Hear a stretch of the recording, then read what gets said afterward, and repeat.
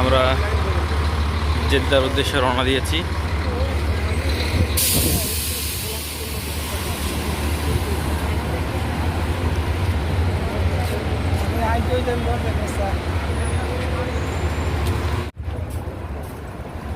আমার 2 রুমমেট পেছনে,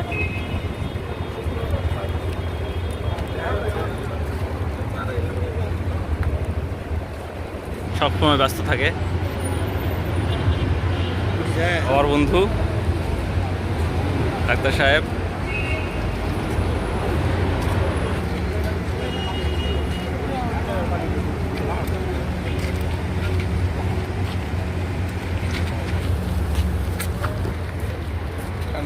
আমাদের বাচ্চা হাজি জান্নাত, মাশাআল্লাহ, জান্নাতুল ফিরদাউস। আমরা জেদ্দার উদ্দেশ্যে রওনা দিয়েছি, সেখানে আমরা লোহিত সাগর দেখব ইনশাআল্লাহ।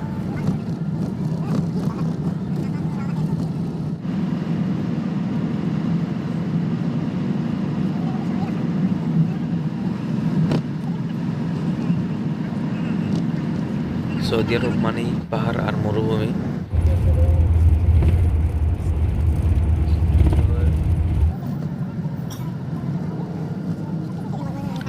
যাত্রাপথে আমরা হুদাইবিয়ার সন্ধির যে জায়গাটা বিখ্যাত, সেখানে আমরা একটু যাত্রা বিরতি করব। বলি আমরা এই হুদাইবিয়ার সন্ধির কারণে ইসলামের বড় বিজয় হয়েছে। নবীজি সাল্লাল্লাহু আলাইহি ওয়াসাল্লাম 6ষ্ঠ হিজরিতে 1400 সাহাবায়ে কেরাম নিয়ে উমরার উদ্দেশ্যে ইহরাম পরে রওনা করলেন এই হুদাইবিয়া নামক স্থানে। এইখানে নবীজি সাল্লাল্লাহু আলাইহি ওয়াসাল্লাম সাহাবাদের নিয়ে অবস্থান করলেন। অবস্থান করে একজন সাহাবাকে পাঠাইলেন, তিনি হইল হযরত উসমান ইবনে আফফান রাদিয়াল্লাহু তাআলা আনহু।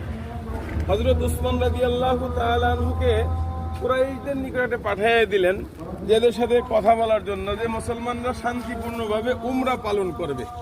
হযরত উসমান রাদিয়াল্লাহু তাআলা আনহু মক্কা এই খবর পৌঁছাইতে গেলেন। ফিরে আসতে দেরি হওয়ার কারণে একটা গুজব ছড়াইল যে হযরত উসমানকে কি করছে, শহীদ করে দিয়েছে কাফের।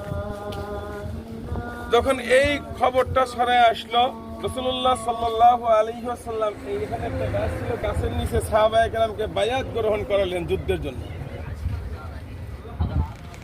এই স্থাপনাটা পরে তৈরি করা হয়েছে, সন্ধির সময় ছিল না।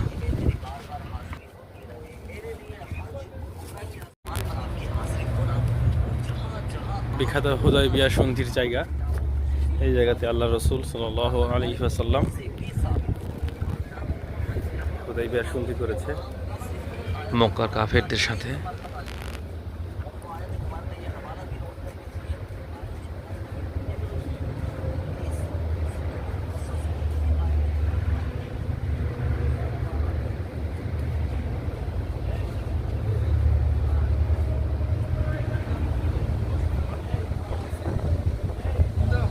আগে এখানে একটা গাছ ছিল, যে গাছটা পরে কাটা হয়েছে। ওমর রাদিয়াল্লাহু আনহু গাছটা কেটে ফেলেছেন। যাত্রা বিরতিতে আসরের নামাজ পড়ে আবার আমরা রওনা দিলাম। পাহাড় আর মরুভূমি দেখি।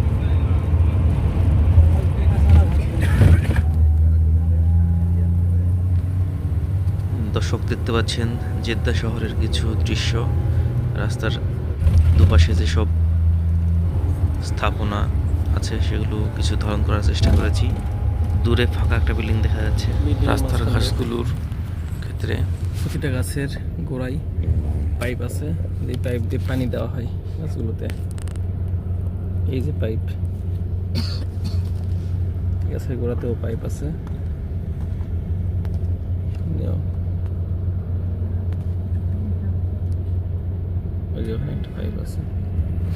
যেহেতু আরব শুষ্ক মরুভূমি এলাকা, সেহেতু গাছ দেখতে পাওয়া ভাগ্যের ব্যাপার।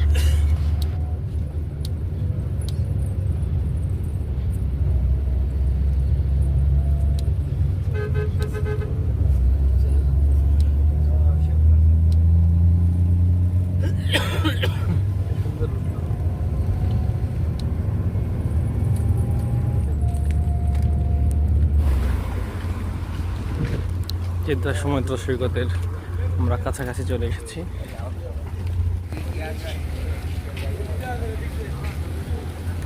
গাছে পানি দেওয়ার সিস্টেমটা এবার দেখা যাচ্ছে, যেগুলো রাস্তায় দেখলাম এখানেও ঠিক একই জিনিস।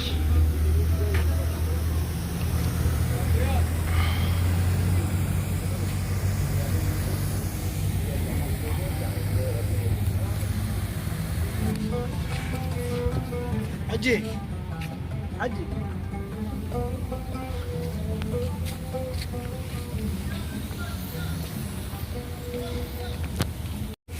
আসসালামু আলাইকুম। আমরা এখন জেদ্দা চলে এসেছি। সমুদ্র সৈকতে বুঝতে পারিনি, তার আগে কিছু সময় আরো হাঁটতে হবে।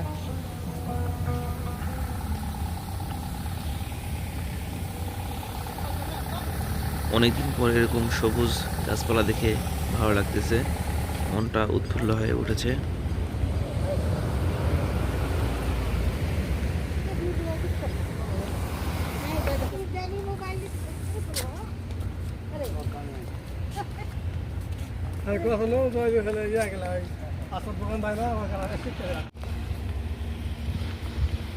আমরা সাগর পাড়ে চলে এসেছি। সুন্দর মসজিদ, জেদ্দা সাগরের পারে এই মসজিদটি।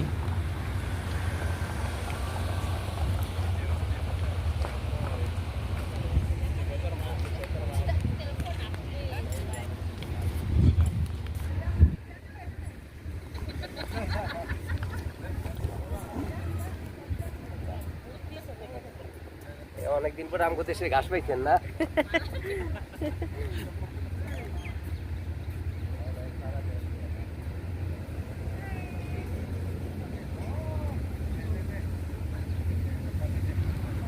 দর্শক, লোহিত সাগরের পাড়ের এই মসজিদটি দেখুন, কত সুন্দর। নামতে দিবি কিনা জানা নাই।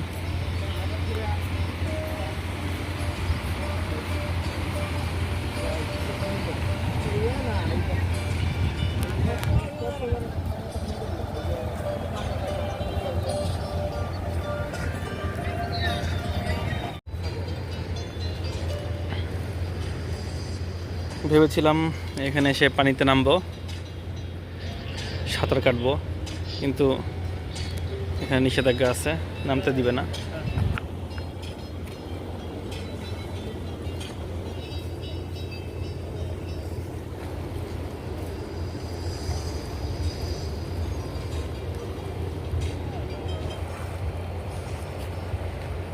হ্যাঁ, এখানেই নামতে দিচ্ছে না। দেখতে পাচ্ছেন সিঁড়ির অনেক নিচে সাগরের পানি, এখানেও নামতে দিবে না, নিষেধাজ্ঞা। বারবার বলতেছে পিছন থেকে পুলিশ। তারা বাঙালিদের বোঝে না, আসলে বাঙালি সবাই সাঁতার জানে, আমি সাঁতার জানি। এগুলোতে তেমন বেশি পানিও দেখতে পাচ্ছি না। এই সামনের দিকে পানির গভীর পানি, এই যে ছোট্ট ছোট্ট চিহ্ন দেখা যাচ্ছে, ওইখান থেকে গভীর পানি। তার আগ পর্যন্ত সমস্যা নাই, কিন্তু নামতে দিবে না।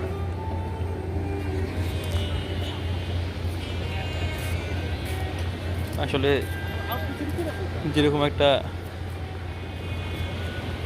উৎসাহ উদ্দীপনা নিয়ে এসেছিলাম, এখানে পানিতে নামতে পারবো না শুনে মোটামুটি উৎসাহ কমে গেছে।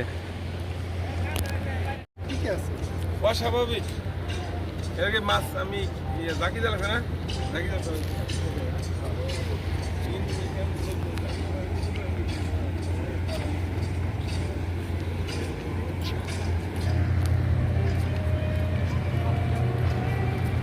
4টা কুকুর যাচ্ছে, দেখতে পাচ্ছেন।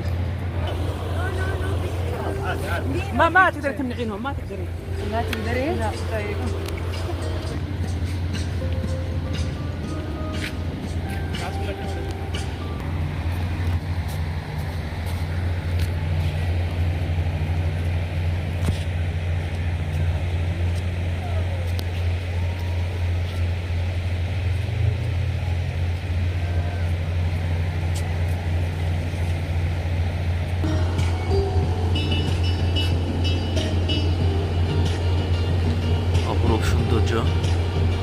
মসজিদটা অনেক সুন্দর লাগতেছে বাইরে থেকে। পরে ইনশাআল্লাহ ভিতরেও দেখবো, নামাজের সময় ঢোকার পরে ভিডিও করবো মসজিদ।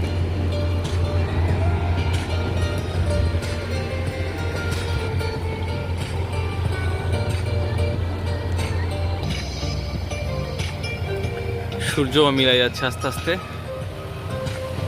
দেখতে পাচ্ছেন প্রতিটা এই খাম্বাগুলোতে একটা করে সাউন্ড বক্স আছে, যে যে মিউজিকটা শুনতে পাচ্ছেন এই সাউন্ড বক্সগুলো থেকে আসতেছে। দেখেন কত শত শত, পুরাটা জায়গাতেই সূর্য প্রায় মুছে যাওয়ার মতো অবস্থা।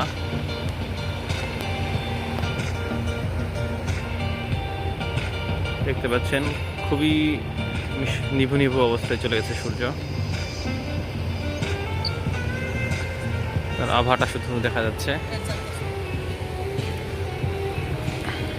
দর্শক, আমরা যেই বিল্ডিংটা দূর থেকে দেখার চেষ্টা করেছিলাম, মাঝখান দিয়ে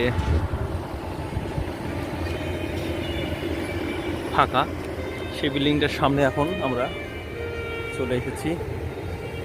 দেখুন স্থাপত্য শৈলীর নিদর্শন, কত সুন্দরভাবে তৈরি করা হয়েছে বিল্ডিংটা।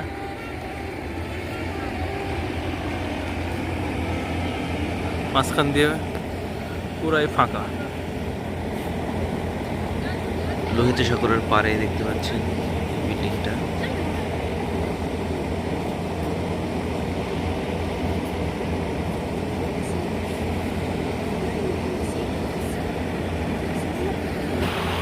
এরকম বিল্ডিং বাংলাদেশে আর হবেও না মনে হয়, নাই তো অবশ্যই, আর হবে এরকমও চিন্তা করা মুশকিল।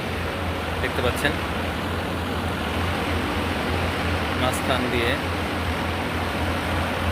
বিল্ডিংয়ের মাঝখান দিয়ে পুরো ফাঁকা, উপরে বিল্ডিং, নিচে বিল্ডিং, মাঝখানে ফাঁকা। মনে হচ্ছে যে এখান থেকে মিসাইল গেছে।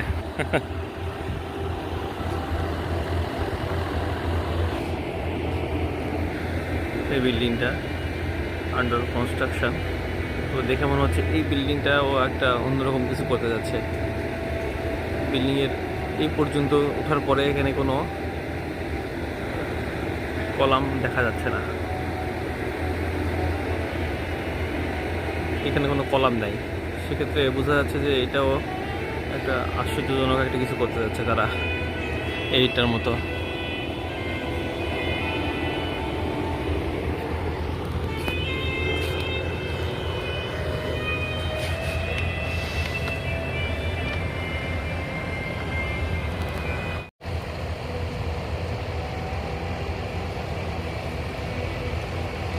লোহিত সাগরের ঢেউ, কিন্তু আফসোস নামতে পারলাম না সাগরে।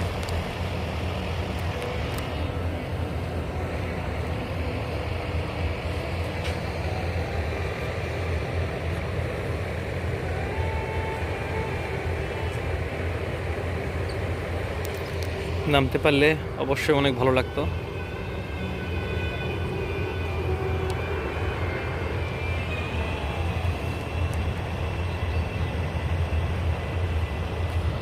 এখান থেকে মাছ দেখা যাচ্ছে, পানিতে অনেক স্বচ্ছ পানি, আপনারা দেখতে পাবেন কিনা জানি না।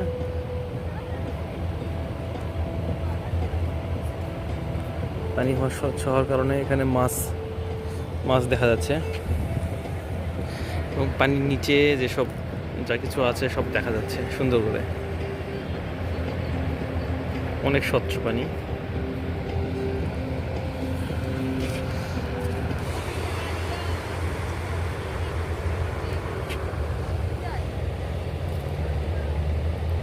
মাছগুলো মোটামুটি স্বচ্ছ টাইপের, তাই ক্যামেরাতে দেখা যাওয়া খুবই দুষ্কর, ক্যামেরাতে দেখা পাওয়া খুবই মুশকিল।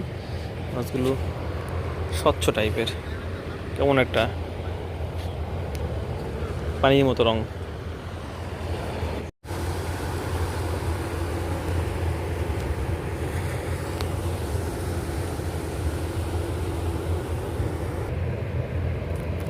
একটা মাছ অনেকক্ষণ পর দেখতে পাইছি, দেখুন মাছটা এখানে খাবার খাচ্ছে।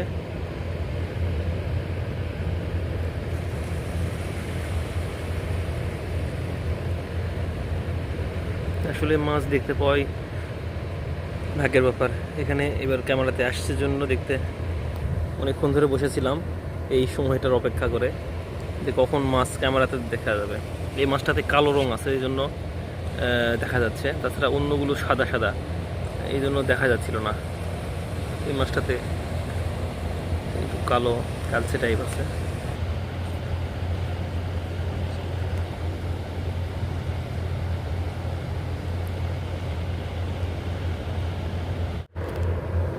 দর্শক, আর একটা মাছ দেখতে পেয়েছি।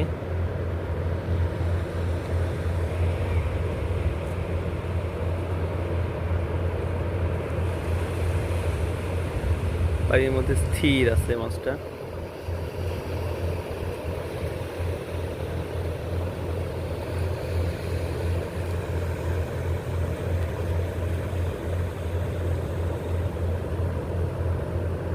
আর একটা মাছ।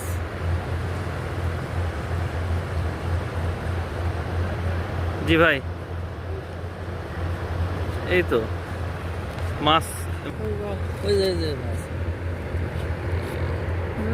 দৌড়াচ্ছে এই মাছ,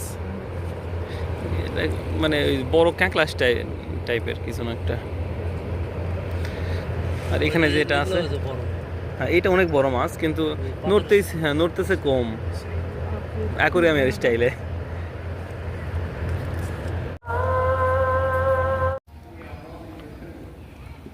দর্শক, এতক্ষণ বাহির থেকে দেখলাম সৌন্দর্য, এবার মসজিদের ভিতর থেকে মসজিদের সৌন্দর্য দেখুন।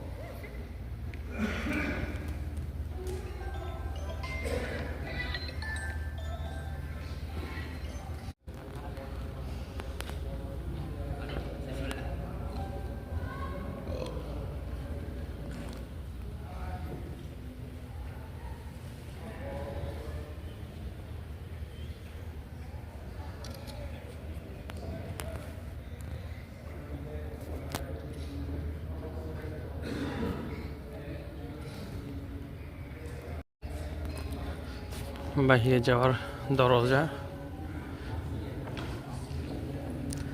সম্পূর্ণ গ্লাসের।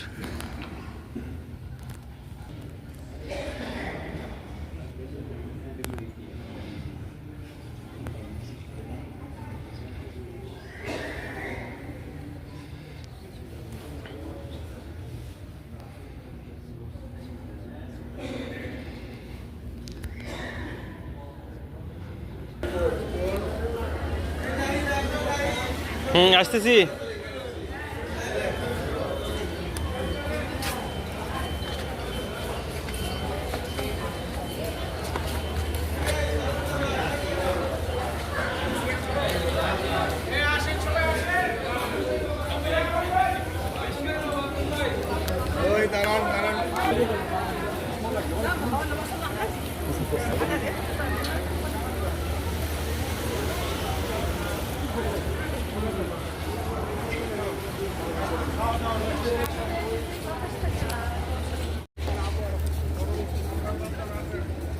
চারিদিকে অন্ধকার হয়ে গেছে।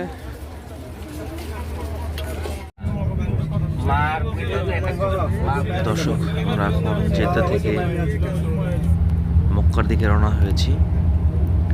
আমার সাথে থাকার জন্য আপনাদেরকে ধন্যবাদ। দেখা হবে ইনশাল্লাহ পরবর্তী ভিডিওতে। আসসালামু আলাইকুম।